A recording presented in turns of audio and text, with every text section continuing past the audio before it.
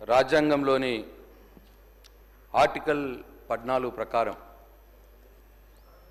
ఆయా రాష్ట్రాలు ఎస్సీ వర్గీకరణ చేసుకోవచ్చు అని సుప్రీంకోర్టు వారు తీర్పు ఇచ్చిన నేపథ్యంలో ఈ ప్రభుత్వం ఈ ఎస్సీ వర్గీకరణ బిల్లు ప్రవేశపెడుతున్నందున ఈ బిల్లుకు మా బీఆర్ఎస్ పార్టీ పక్షాన సంపూర్ణ మద్దతును తెలియజేస్తున్నాం అధ్యక్ష.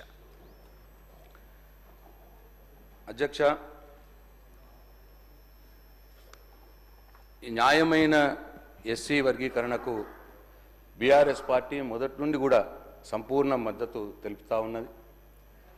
మాదిగల సామాజిక ఆర్థిక పరిస్థితులను క్షుణ్ణంగా తెలిసినటువంటి మా నాయకుడు కేసీఆర్ గారు ఎప్పుడు కూడా ఈ అంశానికి, ఈ వర్గీకరణ అంశానికి మొదటి నుంచి కూడా మద్దతుగానే ఉన్నారు. టీఆర్ఎస్ పార్టీ ఉద్యమం నుంచి పుట్టిన పార్టీ అధ్యక్ష. అట్లాగే కేసీఆర్ గారు ఒక అస్తిత్వ ఉద్యమ నాయకునిగా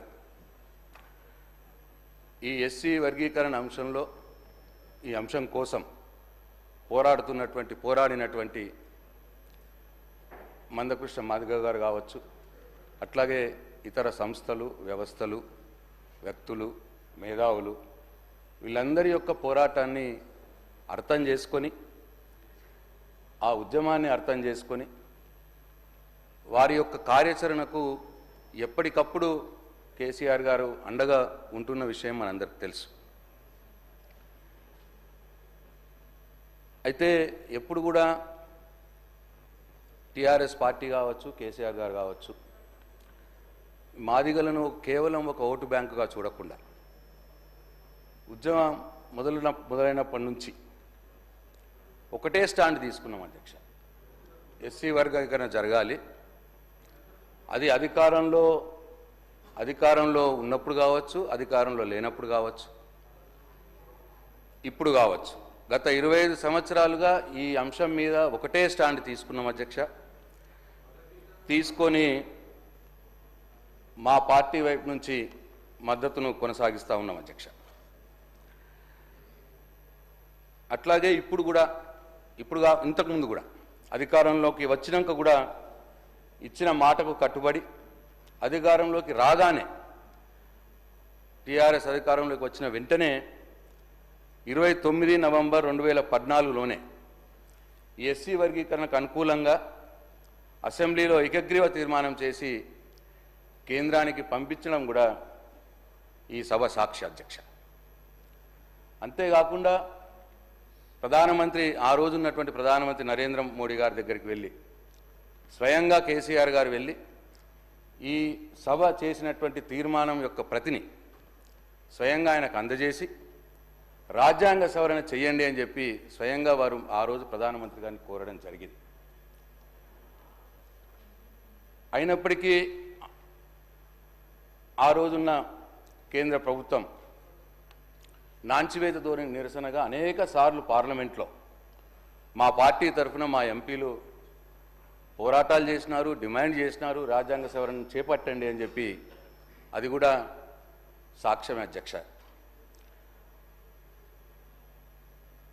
అయితే తదనంతర పరిణామాల క్రమంగా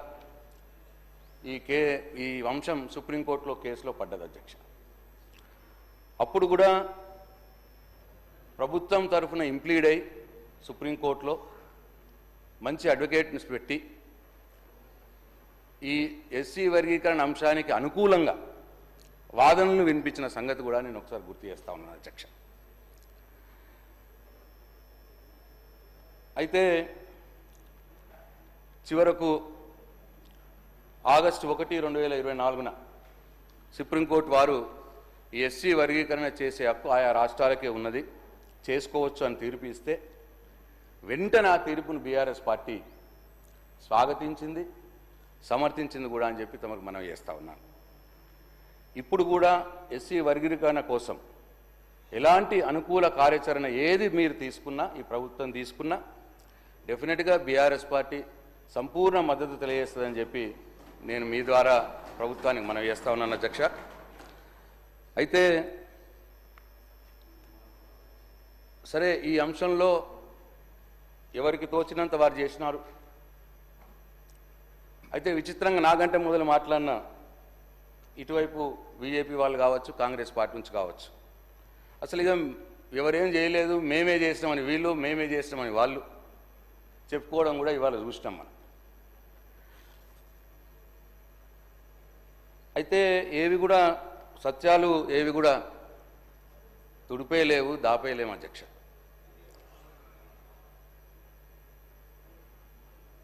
డెఫినెట్గా అధ్యక్ష 2004 నుంచి 2014 మట్టుకు యూపీఏ గవర్నమెంట్ ఉన్నది. వారే ఉషా మెహ్రా కమిషన్ని వేసినారు. ఉషా మెహ్రా కమిషను ఎస్సీ వర్గీకరణ, రాజ్యాంగ సవరణ చేయాలి, ఎస్సీ వర్గీకరణ చేయాలి అని చెప్పి సిఫారులు చేసింది. కానీ అది ఏం కారణమో ఏమో ఆ 10 సంవత్సరాలు మాత్రం కార్యరూపంలోకి దాల్చలేదు అధ్యక్ష. ఇది సత్యం.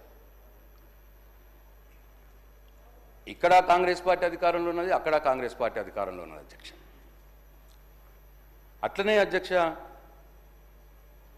ఇంకా విషయం, ఈ వర్గీకరణ కోసం మద్దతు రావట్లేదు, మాకు రావాల్సినంత చట్టసభల నుంచి కావచ్చు అని చెప్పి మాదిగ సోదరులు ఉద్యమాన్ని చాలా ఉధృతంగా చేసినారు. ఆ సందర్భంలో ఆ 10-15 సంవత్సరాలు. ఆ సందర్భంలో కొంతమంది మాదిగ సోదరులు అమరులు కూడా అయినారు అధ్యక్ష. అప్పుడు గాంధీ భవన్ దగ్గర కూడా ఒక ఘటన జరిగింది. సో అప్పుడు కూడా మేము టీఆర్ఎస్ పార్టీగా వారిని గుర్తించినాం, అమరుల త్యాగాల్ని గుర్తించినాం, వారి కుటుంబాల్ని కేసీఆర్ గారు సహాయం చేసినారు. అంటే నేను చెప్పే ఉద్దేశం ఏంటంటే, మాకు ఈ అంశం పట్ల మొదటి నుంచి కూడా మాకు ఒక కన్సర్న్ ఉన్నదని చెప్పడానికి నేను చెప్తున్నాను తప్పిస్తే వేరే వాళ్ళని ఎవరినో విమర్శించడానికి కాదు. అయితే అధ్యక్ష బీజేపీ వాళ్ళది కూడా 2004 నుంచి 2014 మట్టుకు కాంగ్రెస్ వారు, 2014 నుంచి 2024 మట్టుకు బీజేపీ వారు కూడా మరి 10 సంవత్సరాలు సంపూర్ణ మెజారిటీ ఉన్నది పార్లమెంట్లో వాళ్ళకి, అబ్సల్యూట్ మెజారిటీ. అయినా సరే వాళ్ళు రాజ్యాంగ సవరణ చేయలేదు. ఆ రోజు ఇక్కడ నుంచి మనం తీర్మానం చేసి పంపించినాం, మన ఎంపీలు అడిగినారు. అయినా సరే ఆ రోజు పార్లమెంట్లో బీజేపీ వాళ్ళు కూడా రాజ్యాంగ సవరణ చేయడానికి ముందుకు రాలేదు అధ్యక్ష. ఒకవేళ నిజంగానే మన తెలంగాణ వచ్చిన తర్వాత ఈ శాసనసభ తీర్మానం చేసి, ఏకగ్రీవ తీర్మానం చేసి పంపించినప్పుడు కేంద్రానికి, కేంద్రం దాన్ని చొరవ తీసుకుని రాజ్యాంగ సవరణ చేసి ఎస్సీ వర్గీకరణకు కార్యాచరణకు అనుకూలమైన మార్గం చేసి ఇది అయ్యుంటే ఈ 10 సంవత్సరాల్లో పాపం ఈ ఫలాలు ఆ మాదిగ బిడ్డలకు దక్కేది కదా అని చెప్పి నా భావన అధ్యక్ష. అధ్యక్ష ఈ ఆగస్టు 1, 2024 వచ్చిన ఈ సుప్రీంకోర్టు నేపథ్యంలో ముఖ్యమంత్రి గారు ఇదే అసెంబ్లీలో చెప్పినారు అధ్యక్ష. సంతోషం, మేము ఎస్సీ వర్గీకరణ వెంటనే చేపడతాం. వెంటనే చేపట్టి తదుపరి ఏ ఉద్యోగాలు వచ్చినా, ఏ విద్యా అవకాశాలు వచ్చినా ఈ వర్గీకరణకు లోబడి ఆ వర్గాలకు ఫలాలు అందే విధంగా మేము చర్యలు తీసుకుంటామన్న మాట మాట్లాడినారు అధ్యక్ష. కానీ ఈ మధ్యకాలంలో, ఈ 6 నెలల కాలంలో కొన్ని విద్యా ఉద్యోగ అవకాశాలు వచ్చినాయి. మరి అవి దీనికి సంబంధం లేకుండా జరిగిపోయినాయి అధ్యక్ష. నేను ఈ ప్రభుత్వాన్ని మా పార్టీ తరఫున డిమాండ్ చేస్తూ ఉన్నాను, ఇప్పటి నుంచైనా వచ్చే ఉద్యోగ విద్యా అవకాశాలు ఈ వర్గీకరణ అంశం తొందరగానే చేపట్టి ఆ రిజల్ట్ ద్వారా, ఆ వర్గీకరణ ద్వారా ఈ భవిష్యత్తులో వచ్చే ఉద్యోగ అవకాశాలు ఆ వర్గాలకు అందేటట్టు చూడాలని చెప్పి నేను ఈ ప్రభుత్వాన్ని డిమాండ్ చేస్తున్నాం పార్టీ పక్షాన. అట్లనే అధ్యక్ష ఈ ఎస్సీ వర్గీకరణ పూర్తయిపోతే స్థానిక సంస్థల్లో కూడా మాదిగ సోదరులకు అవకాశాలు పెరుగుతాయి. కాబట్టి ఈ ఎస్సీ వర్గీకరణ తొందరగానే దీన్ని అమల్లోకి తీసుకొచ్చిన తర్వాత, ఎస్సీ వర్గీకరణ అమల్లోకి తీసుకొచ్చిన తర్వాతనే ఈ స్థానిక సంస్థల ఎన్నికలకు పోవాలి. తద్వారా ఆ వర్గాలకు లాభం జరిగే విధంగా ఈ ప్రభుత్వం చేయాలని చెప్పి కూడా ఇంకో డిమాండ్ కూడా నేను మా పార్టీ పక్షాన ఈ ప్రభుత్వాన్ని చేస్తూ ఉన్నాం అధ్యక్ష. ఏది ఏమైనా ఈ ఎస్సీ వర్గీకరణ బిల్లుకు మా నాయకుడు కేసీఆర్ గారి ఆదేశాల మేరకు బీఆర్ఎస్ పార్టీ సంపూర్ణ మద్దతు తెలుపుతున్నదని తెలియజేస్తూ ఈ బిల్లుని ప్రవేశపెట్టి